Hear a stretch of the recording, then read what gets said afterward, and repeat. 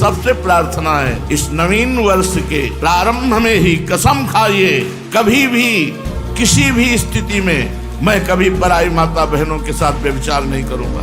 नियम लो, मैं कभी शराब नहीं पीऊंगा, मैं कभी मांस नहीं खाऊंगा, मैं कभी किसी का भूल कर अहित नहीं करूंगा। तब तो तुम्हारा हैप्पी न्यू ईयर होगा। नहीं, हैप्पी नहीं हो सकता, पक्का हैप्पी नहीं हो सकता। असत आचरण करने वाला कभी प्रसन्न नहीं हो सकता। थोड़ी देर हर्षित हो सकता है लेकिन शोकित होना पड़ेगा।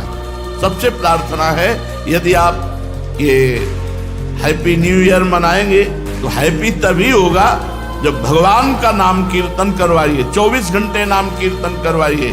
जहां जहां नाम की आवाज जाती है, जिसके कान में पड़ती है उसके पाप नष्ट होते हैं, उसकी पुण्य वृद्धि होती है, उसका मंगल। यह हैप्पी।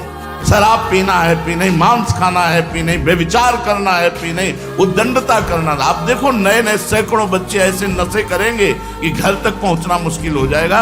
और वो क्लबों में केवल ये कि आज हैप्पी न्यू ईयर। किस बात का हैप्पी? अधर्माचरण का महापाप जिसे कहा गया वो मदिरा पान, व्यभिचार, जुआ खेलना, नशा कर, ये सब हैप्पी। हमारा सबसे यही हृदय का संदेश है। तुम चाहे जितना रुपया कमा लो, चाहे जितने बड़े पद में चले जाओ, चाहे जितनी जमीन खरीद लो, चाहे जितना यश कीर्ति कर लो, मरोगे तो कुछ नहीं साथ जाएगा। तुम्हारे आचरण अच्छे या बुरे वही तुम्हारे साथ जाएंगे। तो हमें सबसे प्रार्थना करनी, शराब न पियो, मांस मत खाओ। शराब पीने से बुद्धि भ्रष्ट होती है और अपने शरीर के अंग खराब होते हैं, व्यर्थ में पैसा जाता है और हमारा परिवार भी हमसे असंतुष्ट हो जाएगा क्योंकि हमारे आचरण ऐसे हो जाएंगे। अगर 20 के नीचे हो तो ब्रह्मचर्य रहो और 20 के ऊपर गृहस्थी में चले गए हो तो अपनी पत्नी से केवल अनुराग रखो।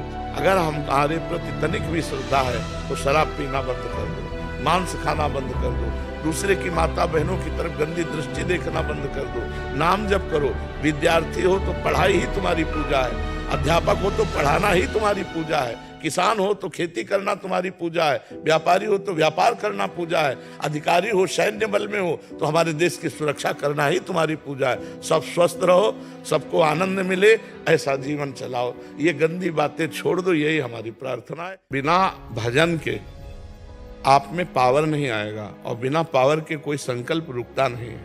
जैसे हम कसम खाई, संकल्प लिया, तो उसके लिए हमें पावर तो चाहिए, अध्यात्म बल, वो मिलेगा नाम जप से।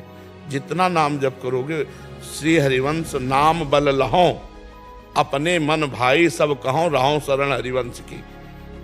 जब हम आचार्य और गुरु की शरण में होकर उनका नाम जप करते हैं तो हमारे अंदर बल बढ़ता है। आज से नहीं करूंगा तो नहीं करूंगा।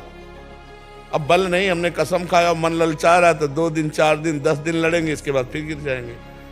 तो हमें लगता है अगला पैर यदि हम ठीक से जमा लें तो पिछला अपने आप उठ जाएगा, उसके लिए प्रयास नहीं करना पड़ेगा।